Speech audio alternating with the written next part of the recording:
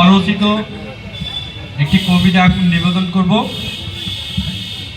কবিতাটির নাম হচ্ছে, শিরোনাম হচ্ছে আমি ফিরে যেতে চাই।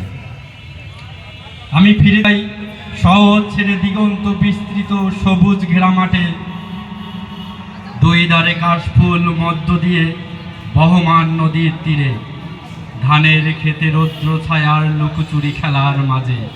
আমি ফিরে যেতে চাই শ্যামল ছায়া বৃক্ষের শান্তির নীড়ে, যেখানে ঘাসের ডগায় শিশির জমে, রাখাল বাজায় বাঁশি চিরচেনা বিস্তৃত প্রান্তরে। আমি ফিরে যেতে চাই গুদুলির আলোয় গরু গোয়ালে ফেরার বেলায়, বাহুপুরানির ডগায় ঝরা পাতার নিত্য মেলায়, পাখির কলকাকুলিতে মুখর সকাল বেলায়।